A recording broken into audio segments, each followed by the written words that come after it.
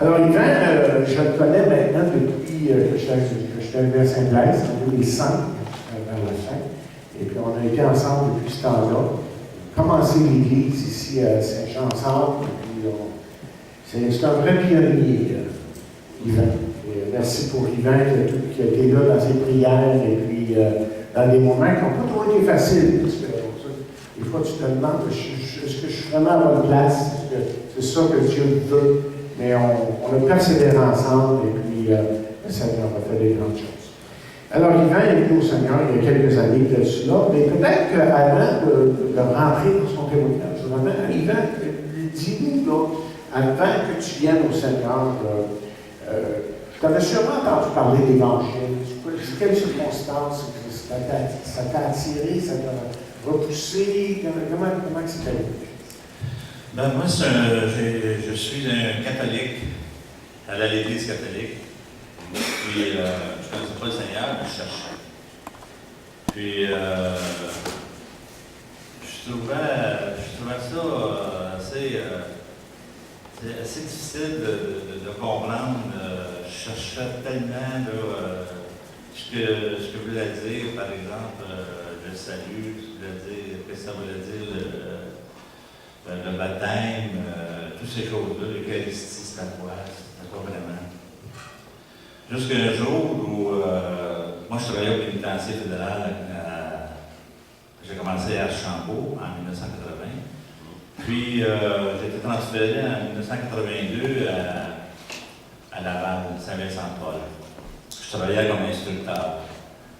Puis un jour, pas un détenu, mais un instructeur, je devais remplacer un instructeur à relève dans un atelier de peinture pour quelques mois. Puis l'instructeur en question, qui je remplaçais, il vient me voir et il me dit tu vas voir, tu m'intéresse dans l'atelier, on a un cas spécial, un petit peu éliminé. Il lit sa Bible, tout ça, puis ça c'est assez spécial. OK, mais juste avant, peut-être tu nous racontes comment ça s'est passé. La Bible elle-même, avant que tu te convertisses, comment tu croyais ça? Oui, la Bible, c'est ça, oui. La Bible, je croyais à la Bible. Je croyais que c'était vrai. Mais je l'avais lu peut-être une fois, mais je comprenais rien. Puis pour moi, c'était un sujet de recherche. J'ai toujours été attiré vers ça, mais j'allais à l'Église catholique et je ne trouvais pas la réponse à mes questions. C'était comme un puzzle mal placé tout à l'envers. C'était des pièces de puzzle qui ne fitaient pas. Fitaient pas ensemble. Puis, c'est important pour moi. Quand même, pour moi, je croyais au baptême, je croyais à l'Eucharistie, je croyais à ces choses-là, de l'Église catholique. Je ne les connaissais pas. Pourrais-tu dire qu'avant que tu te convertisses, là, et avant que ce monsieur-là te parle, que tu étais religieux? Ah, j'étais religieux. Ouais. Oh, oui, j'étais religieux. Ouais. J'étais pratiquant, j'allais à l'Église catholique. Moi, vraiment, j'avais pas rien de spécial qui m'attirait à aller à l'Église. Naturellement, j'étais un gars qui aimait Dieu. Jamais aller à l'Église. Parce qu'il y en a des fois qui tombent dans la misère, puis c'est dans la misère qu'ils réussissent à rencontrer Dieu. Mais moi, ça n'a pas été mon cas. Ça n'a pas été, comme des gens disent, une béquille. Mais j'ai réalisé que c'était vraiment une béquille après, parce que c'est vraiment une béquille, notre Dieu. C'est lui qu'on s'appuie, c'est lui notre Seigneur. Mais j'ai jamais réalisé que l'Église catholique était si, je ne veux pas parler contre l'Église catholique, mais si ignorante dans la parole de Dieu, puis je l'ai constaté quand je me suis converti, puis j'ai commencé à l'Église catholique. Évidemment, à la défense de l'Église dont tu parles, parce qu'on n'est pas anti-personne, on est pro-Jésus. Okay? Mais il faut dire des fois que c'est tout simplement le manque de communication, parce que l'Évangile se trouve là. Allez ici, le service de mariage, un baptême, vous allez entendre l'Évangile. Et puis, c'est la manière que moi, je dis souvent que c'est l'aspect personnel qui manque. Tu sais, c'est qu'il n'y a pas cet engagement, souvent, malheureusement, dans l'Église romaine, pour emmener les gens à une foi personnelle. OK, là, tu étais conscient de Dieu, tu étais religieux, mais il te manquait quelque chose. Alors là, ce monsieur-là rentre dans ta vie. Qu'est-ce qui s'est passé? C'était un détenu, moi je travaillais dans l'atelier, comme je vous ai dit, pour remplacer l'instructeur. Puis ce détenu-là, un jour, il vient dans mon bureau. Puis ce détenu-là, c'est un tueur, c'est pas n'importe qui, c'est un gars qui a tué un chauffeur de taxi à Montréal. Puis il rentre dans mon bureau, puis il me dit, Monsieur Dufresne, il dit, je peux-tu te parler? Je dis, certainement, tu peux me parler. Il dit, si vous mourriez ce soir, il dit, il va au ciel. Et je ne sais pas plus que toi. Je ne sais pas. Et il dit, moi, je le sais. Je dis, comment tu peux savoir ça? Il dit, c'est écrit dans la Bible. Je dis, c'est écrit dans la Bible. Hein? Ouais. Là, j'allais regarder la Bible, puis je voyais qu'il vivait quelque chose que moi, je ne vivais pas. Puis je me disais, je veux vivre ce que le gars-là vit. C'était un détenu, mais c'était un gars spécial qui marchait parmi les autres détenus qui n'étaient pas du tout pareils. Puis là, ben, je m'intéressais un petit peu plus à lui. Je regardais ce qu'il faisait. Il était assis à un petit bureau là, qui était installé avec un carton, puis il écrivait des versets bibliques. Puis là, je le regardais. Puis ça, c'est l'année où le pape est venu, en 95 avec elle. Fait que là, je questionnais sur le pape, qu'est-ce qu'il pensait du pape. Puis toutes les réponses qu'il me donnait, c'était solide, c'était pas n'importe quoi. Puis je commençais à poser de plus en plus de questions sur la Bible. Puis là, à un moment donné, je me suis dit, je sais pas, j'ai ça une Bible chez nous. Je commence à fouiller partout dans la maison chez nous, je descends au sous-sol, j'ouvre un tiroir, je m'aperçois qu'il y a un petit Nouveau Testament. Je prends ce petit Nouveau Testament-là, je commence à lire ça. Fait que là, j'amène ça au pénitencier, parce qu'au pénitencier, sur l'heure du midi, les détenus, on ne l'avait pas pendant une heure et demie. Puis là, on joue à pétanque, on faisait des choses. Mais là, je n'allais plus jouer à pétanque avec les gars. Je lisais le petit livre, le petit Nouveau Testament. Puis là, le casse-tête que je vous ai parlé tout à l'heure, qui était tout à l'envers, les pièces commençaient à se mettre à la place. Là, je commençais à comprendre. Parce que je trouvais, moi, que la vie est insignifiante. Tu viens au monde, tu souffres toute ta vie, tu meurs, salut, bonsoir. Tu sais, je trouvais ça insignifiant. Je disais, un créateur, un maître de l'univers qui a créé l'univers si parfait, face à notre même, ça n'a pas de bon sens. Puis là, j'ai commencé à lire, puis je lisais, puis je trouvais donc ça rentrait.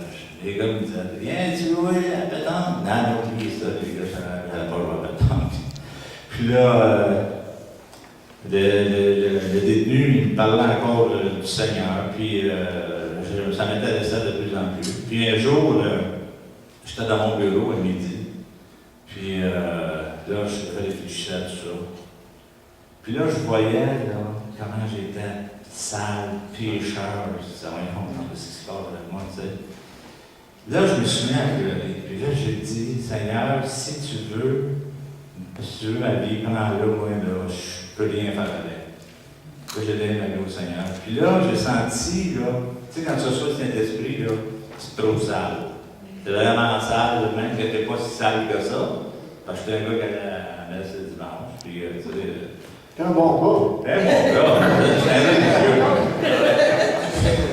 Mon frère m'a dit, toi, de toujours été penché vers le spirituel. Fait que là, j'ai donné ma vie au Seigneur, puis là, je chantais, là, je vivais là, la vie que ce gars-là, je voyais dans la vie. Puis, quand je descends de mon bureau, parce que mon bureau était à peu près à 15 marches avec l'élévation du plancher. Je descends de mon bureau, puis l'élu me dit, Monsieur Dufresne, puis vous savez, il dit, Seigneur vous veut. Ben, j'ai dit, Seigneur, il m'a eu. J'étais heureux. pouvoir lui dire ça. Puis je le sentais, tu sais, que c'était ça qui se passait. Puis là, seulement, mais lui, il croyait plus à une forme d'église que moi. Fait qu'il m'a envoyé dans une église proche de chez nous. Puis quand je suis rentré là, le premier dimanche, je disais à ma femme, j'ai dit d'abord, l'église catholique elle est assez catholique. Fait que je m'en vais à cette église-là. Je rentre là-dedans. J'ai dit, ça se peut pas comment ça fait. C'est tellement différent de notre église, l'église catholique. Tu sentais que c'était vivant. Fait que là, le deuxième dimanche, je dis, je retourne là. Mais j'ai dit, ça ne tente pas d'aller avec moi? Elle dit, bon, peut-être, je sais pas, là, on va penser à ça. Là. Puis, finalement, elle dit, oh, non, je ne vais pas, je suis Puis là, elle a commencé à brosser. On n'était plus d'accord avec l'autre. Puis, ça fait quand même 30 ans de ça, ma femme a toujours été catholique, avant qu'elle était à la cathédrale de ce côté. Puis, un jour, elle est allée, parce que moi, j'allais à la retraite de Gaston Lassette, j'allais là-dessus 3 fois par année. Puis, à chaque fois que j'allais là, elle revenait, puis elle me boudait, elle me parlait, elle était 2-3 jours sans me parler. C'est comme si elle n'acceptait pas ça. Puis, un jour, je reviens de la retraite, c'est un dimanche après-midi. On va souper ensemble, puis là, elle me dit, je suis allé communier aujourd'hui, puis elle dit, c'est comme si quelqu'un m'avait dit, laisse-le tranquille. Mais là, je lui dis, si tu sais, je l'ai pas dit, mais je me suis dit à moi-même, si tu ne sais pas, c'est l'œuvre de Dieu, parce que c'est Dieu qui fait les choses. Puis, toutes les fois que j'allais aux soirées de prière, c'était la même affaire. Tu voyais qu'elle n'aimait pas ça d'un bout d'elle. Moi, je me disais, Seigneur, je te me sentais bien. D'abord, moi, je suis catholique, puis avant de me marier, je priais. Je priais à Dieu, puis j'avais dit à Dieu, tu me donnes une femme des enfants. Tu m'as donné une femme avec 2 enfants. Elle est aveugle, elle avait 2 enfants. Fait que j'ai dit, Seigneur, c'est la femme que tu m'as donnée. C'est pas la femme que tu vas m'enlever. Fait que tu sais, je disais, tu t'arranges avec ça. Moi, là, moi, je veux te suivre, puis je veux faire ta volonté. Là, l'instant, là, tu t'arranges avec ça. Je lui fais de la confiance. Puis c'est bien pour te dire, ça fait 30 ans déjà de ça, puis ça va très bien. Ça va très bien. Elle voit sa messe le dimanche, c'est correct. Un coup, elle m'avait savonné un petit peu, puis je me dis, écoute, vis ta foi comme tu veux, là, mais laisse-moi vivre la mienne comme je veux. C'est pas tes affaires, ma foi, mais là tu sais, c'est ma foi à moi. Et c'est une bonne chose dans un sens que ça la dérange. C'est une bonne chose dans un sens que ça la dérange. Ben oui. Dans le sens que Dieu est en train de parler, il y a des choses qui se passent. Puis, moi je connais son épouse, évidemment. On la sent quand même une personne qui cherche Dieu. Ah oui. Veut pas, on sent, à travers des petits commentaires, des fois, être très respectueux. D'abord, Luc Joël qui vient chez vous à certains moments, le pasteur de Prêtre l'a dit. Et puis, il y a quand même une belle amitié entre et avec Stéphane Couture. Avec Stéphane Couture. Donc, comme ça, alors, à travers les années, il y a une amitié. Puis, c'est ça qu'il faut faire. Des fois, c'est par l'amitié qu'on vient à les atteindre. Mais laisse-moi te demander à propos de ce monsieur qui t'a apporté l'Évangile. Raconte-moi un petit peu son histoire, parce que tu m'as dit qu'il y avait une histoire aussi. Lui, c'est un gars qui, avec son frère, il a tué un chauffeur de taxi de sa drogue. Puis, finalement, il n'a pas peur, c'est plus chauffeur de taxi. Oui, c'est ça, il a tué cet homme-là, puis naturellement, ils ont pris une sentence. Puis, avec cette sentence-là, ils ont été mis en section protection, parce qu'au lieu de peine, il y avait la section régulière et protection. Puis, moi, je travaillais surtout à la section protection. Puis, il me raconte, il dit, une fois, ils m'ont mis dans le trou, imagine-toi, en protection, dans le trou, Mais en prison, ça ne peut pas être plus beau. Protection, déjà là, tu n'es pas avec la population régulière, puis dans le trou, c'est encore pire. Fait que là, il était au bout de son dos. Puis il dit, ce soir-là, j'ai crié à Dieu. J'ai dit à Dieu, si tu ne fais pas quelque chose pour moi, là, si tu existes, là, fais quelque chose parce que moi, là, je me tue. Je suis tanné de lui. Il m'a raconté ça. J'ai trouvé ça assez spécial parce que ce que je vous dis, puis ce qu'il a vécu, puis ce que j'ai vécu, c'est pas à nous la gloire. On voit que c'est vraiment Dieu qui fait son œuvre. C'est Dieu qui va chercher quelqu'un. Moi, 2 ans avant, je travaillais à Archambault, puis il y a un instructeur qui m'a parlé du Seigneur, puis j'avais dit, écoute, ta religion vaut pas la mienne, hein? Moi, je vois grand-mère, je fais pas de mal, puis bon, ça vaut aussi bien que la tienne. Puis 2 ans après, je suis transféré au Vieux-Pen, puis là, c'était un détenu. Parce que moi, les détenus, c'était des gars, là, tu sais, le rejet de la société, c'était des gars, c'était la religion. Pas d'employer l'expression québécoise, c'était la merde, tu sais. Excuse-moi, mais quand il m'a apporté l'Évangile, j'ai accepté le Seigneur, j'avais un amour. Ce gars-là, je l'ai pris dans mes bras et je l'ai embrassé. Tu sais, mais tu peux pas faire ça quand tu es un officier, puis un détenu, là, les autres, la direction, là, va soupçonner que tu es une manigance un petit peu avec. Mais j'avais cet amour-là. Puis ça vient de Dieu, c'est pas... Puis Dieu, j'aime ça de voir la façon que Dieu s'est pris. Parce que moi, les détenus, c'était comme rien. Puis il est allé chercher un détenu alors qu'il allait prendre un instructeur dans les coins. Il a pris un détenu pour m'amener l'Évangile. Tu sais, faut le faire. Moi, j'avais jamais pensé que Dieu se savait des détenus. Écoute, moi, un détenu, ça vient. Puis là, lui, Dieu, il est allé chercher un détenu. Puis là, je me suis mis à examiner. Je ne m'en pouvais pas ça, moi, avant. Mais là, je me suis mis à animer les détenus. Je me suis mis à aimer tout le monde. Je suis vraiment allé là-haut. Tu vois que c'est l'œuvre de Dieu. C'est pas nous autres, ça. Nous autres, on est rien là-dedans. Tu as sûrement rencontré d'autres chrétiens. Oh oui. À ce moment-là, je parle en prison. En prison, j'ai rencontré quelques détenus chrétiens. Il y en a un même qui m'a donné une Bible des Gédéons qu'on peut pas s'acheter. Il m'a donné une Bible des Gédéons. Puis j'ai rencontré des instructeurs chrétiens aussi, des professeurs qui ont accepté le Seigneur. Là, j'ai cherché ces gens-là dans mon secteur, puis on a fait des choses ensemble.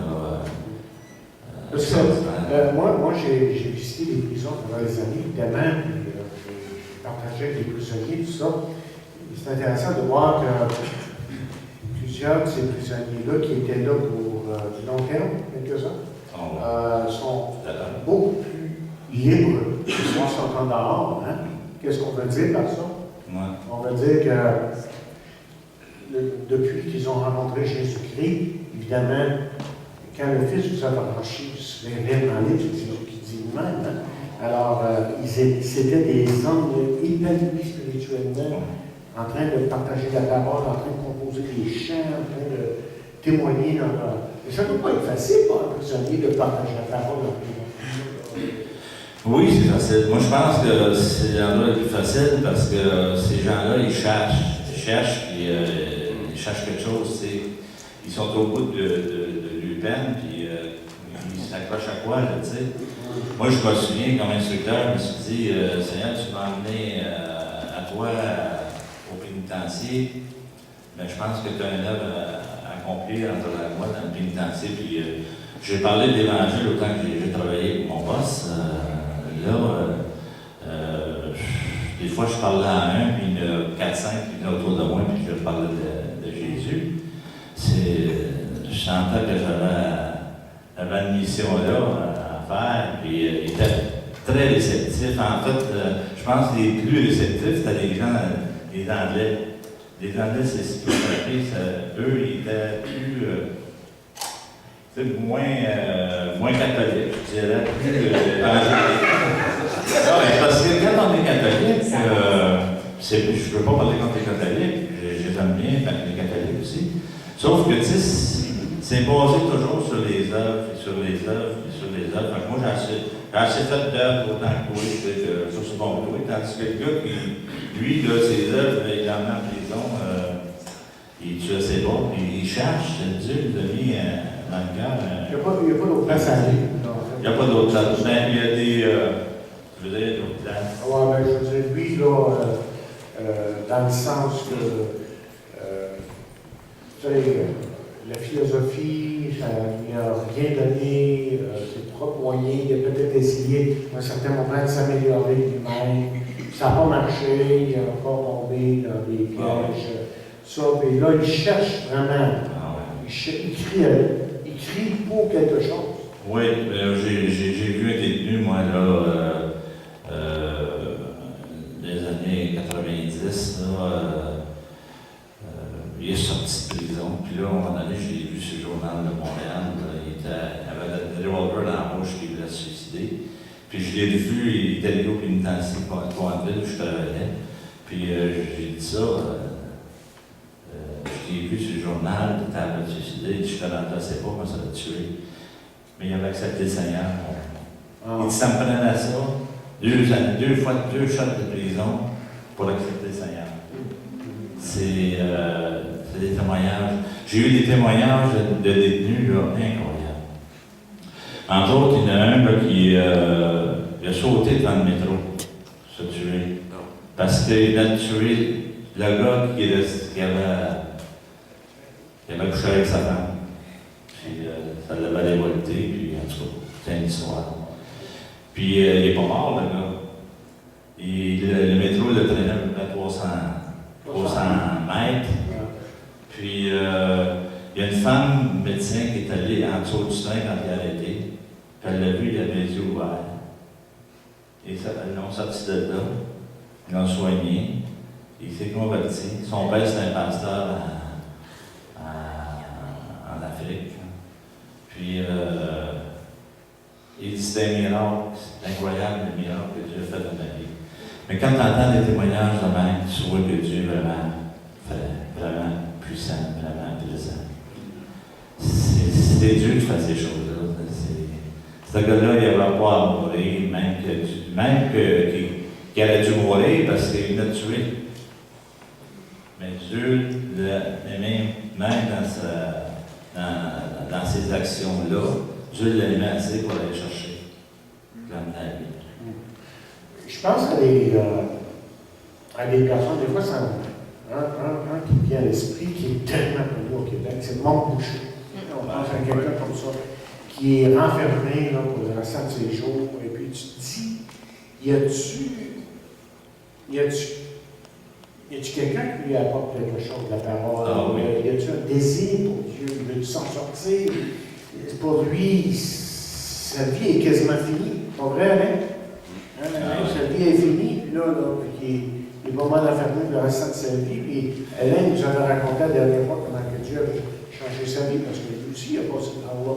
Puis il connaît ça, puis d'autres, des prisonniers qui viennent au Seigneur et tout ça. Et c'est pas les murs d'une prison qui vont être les yeux de Chine. Hein? Ah non, on n'est pas contraire. Ouais. Alors souvent, les amènent là pour les faire réfléchir, puis dire la vie, c'est quoi, Comment est-ce que ta vie a changé? Quelles sont les particularités dans ta vie là, qui ont vraiment changé une fois que tu es venu au Seigneur? Quand tu connais l'amour de Dieu, ça change les choses. Moi, je ne peux pas dire que j'aimais une personne plus qu'un autre, mais comme j'ai dit tout à l'heure, comme tout d'un coup, je me suis bien aimé tout le monde. L'amour de Dieu, c'est puissant. Ça fait faire des choses dans ta vie. D'abord, tu cherches une communauté, des gens qui pensent comme toi, des gens qui ont vécu les mêmes choses que toi.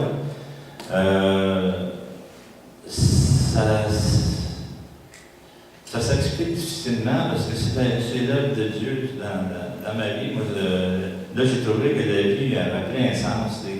Des pièces de casse-tête qui sont toutes mises ensemble. Avant ça, je me disais que la vie c'est insignifiant, puis après ça, je me suis dit, quelle belle vie. Dieu est merveilleux. Tu sais, c'est ça la différence que j'ai vue. Je suis pas mieux qu'un autre, tu sais, je veux dire, je reste un homme, mais je sais que Dieu m'habite, puis je sais que Dieu peut m'emmener avec lui pour l'éternité, avec vous autres, mes frères et mes sœurs. Imagine, on va avoir du fun, hein? Je regarde Jeanne qui est là, j'ai l'Escambeau, puis on s'est vu les premières années quand j'allais chez Marcel Gagnon. C'est là que je suis allé les premières années, puis je l'étais là, avec Beauchamp, Jean-Pierre Beauchamp. On a passé des moments merveilleux, on a passé des soirées de prière assez fous, là, hein? On chantait, on dansait, on était vraiment des malades, on était des sautés, hein? Ben oui. Oh, il y a une chose aussi que il ne faut pas que j'oublie de vous parler, c'est que moi, je me suis acheté une Bible, la première idée, c'est que je suis allé, puis j'ai commencé à lire ma Bible, puis tous les soirs, je lisais ma Bible. Puis là, ma femme, quand elle a vu, je lisais ma Bible, elle s'est acheté une Bible, mais pas n'importe quelle Bible, une table. Les catholiques, c'est des tables. Elle s'est acheté une table. Puis là, je lisais, puis elle aussi, elle lisait, puis là, je voyais. Je disais, regarde, as-tu vu ce verset-là? Regarde ce que ça dit. Oh, c'est ce que tu dis, puis c'est ça. Tu sais, je chantais que je comprenais ce que je disais. Elle, au bout de 3 semaines, elle l'a mis de côté. Ça ne l'intéressait plus, elle comprenait pas. Puis c'est pas que je veux la blâmer, c'est que quand tu n'as pas l'Esprit de Dieu, tu ne peux pas saisir. Je le mentionne dans mes textes favoris de. C'est ça, on va faire ça. Vous allez le voir tout à l'heure. Mais tu sais, c'est vraiment là que je comprends, puis je le comprends tous les jours, que quand Dieu ne te touche pas, tu ne peux pas comprendre. Ça ne marche pas. Tu ne comprends pas. Alors, tes versets, on veut terminer avec ça. Quelques-uns des versets qui, depuis la conversion, qui ont vraiment parlé à ton cœur. Puis qui, tu sais, il y a toujours des versets, par exemple, moi j'en ai appris, moi je vais te donner un exemple. Pour moi, vivre, c'est Christ. Ouais. Pour moi, là, c'est ça le verset qui est résumé. On a tous des versets comme ça. Toi, qu'est-ce que tu as comme verset qui t'a toujours comme impressionné? Puis, tu sais, si tu avais à parler à quelqu'un de Dieu, de l'Évangile, c'est souvent ce verset-là qui sortirait. Ben moi, c'est peut-être pas celui-là qui sortirait, mais celui qui m'a impressionné le plus, là, c'est Jean 10, 27, 28, 29. OK, on va lire Jean 10, si vous avez vos Bibles. 27, 28, 29. OK, 27, 28, 29, qui dit ceci. Mes brebis entendent ma voix, je les connais et elles me suivent. Je leur donne la vie éternelle et elles ne périront jamais. Et personne ne les ravira de ma main. Verset 29 aussi. Oui. Mon Père qui me les a donnés est plus grand que tous, et personne ne peut les ravir de la main de mon Père. 29 et 26. C'est ça? Oui. OK, alors, pourquoi ça te prend sur ça? Mais c'est parce que j'allais dans l'église où on avait tendance à parler de perte de salut. Puis ça me fatiguait, ça, perte de salut. Je me disais, tu sais, si ça dépend de moi, c'est sûr que je vais prendre mon salut. Ça ne sera pas long. Je ne me pensais pas si bon que ça. Mais quand j'ai lu ces versets-là, ça m'a frappé. Ce que Dieu m'a donné, essayer d'aller y arriver, ouais. Tu sais, je considérais, moi, que Dieu m'avait donné à Jésus. Et personne ne peut l'enlever de ses mains. Ça m'avait frappé. C'est un verset qui m'encourageait, parce que je me disais, tu sais, il y en a qui pensent qu'ils vont faire le salut. Moi, je pense pas, parce que si c'est Dieu qui m'a sauvé, puis il me dit ça dans Jean 10, y a-t-il quelqu'un qui va être capable d'y enlever de des mains? Personne. Personne, c'est ça. Tu sais, ça, c'était le verset clé dans ma vie, les premiers versets qui m'ont encouragé avec ça. OK, ton deuxième verset. Mon deuxième verset, c'est Romains 14 à 23. Romains 14. Et 14, 23. 14 à 23. À quel chapitre? Quel chapitre? Ah, chapitre 7. Il me semblait que le 7, là, et 14 ans. 23. Il dit, nous savons en effet que la loi est spirituelle. Mais moi, je suis charnel, vendu au péché, car je ne sais pas ce que je fais, et je ne fais point ce que je veux, et je fais ce que je hais. Or, si je fais ce que je ne veux pas, je reconnais par là que la loi est bonne. Et maintenant, ce n'est plus moi qui le fais, mais c'est le péché qui habite en moi. Ce qui est bon, je le sais, n'habite pas en moi, c'est-à-dire dans ma chair. J'ai la volonté et non le pouvoir de faire le bien. Car je ne fais pas le bien que je veux et je fais le mal que je ne veux pas. Et si je fais ce que je ne veux pas, ce n'est pas moi qui le fais, c'est le péché qui habite en moi. Je trouve donc en moi cette loi que je veux, quand je veux plutôt, faire le bien. Le mal est attaché à moi, car je prends plaisir à la loi de Dieu selon l'homme intérieur. Jusqu'au verset 23. Mais je vois dans mes membres une autre loi qui lutte contre la loi de mon entendement et qui me rend captif de la loi du péché qui est dans mes membres. Ouais. Ce verset-là m'a vraiment fait découvrir la grâce de Dieu. Tu sais, comme Paul l'a dit, moi, là, je ne suis pas capable de faire le bien, puis je fais le mal que je ne veux pas. Mais moi, c'est pareil. Je ne suis pas capable de faire le bien, puis je fais le mal que je ne veux pas. Mais la grâce de Dieu vient couvrir cette faiblesse-là de l'homme que je suis. Fait que ça m'a libéré quand j'ai compris ce verset-là. C'est plus moi qui pêche, c'est le péché en moi qui pêche. Quand j'ai eu cette lumière-là, de ce verset-là, j'avais envie de crier à tout le monde. Hey, on est libre, on est à peine, achetez-moi le cul, le Seigneur m'a fait grâce, puis je peux me tromper de temps en temps, puis c'est le fun, Tu as commencé dans la grâce, maintenant tu continues dans la grâce. Naturellement, tu continues. Avec l'amour que Dieu t'a donné, tu ne peux pas marcher à côté. C'est un tout, ça. Tu connais la grâce, tu sais que tu peux je ne dis pas de t'en aller et commencer à pécher, faire toutes sortes d'affaires parce que tu as la grâce, c'est pas ça. Là. Tu ne peux pas faire ça, ça se peut pas. Mais en même temps, tu sais que tu peux te tromper. Tu peux faire des erreurs, puis tu peux revenir à ton père et dire à ton père, mais je me suis bien dit aujourd'hui, excuse-moi, je te demande pardon. Et je veux revenir, ça traque, tu sais. Paul a dit quelque chose qui est très important. Il a dit, je suis ce que je suis à cause de la grâce. Oui, puis personne ne veut. Ton nom, personne.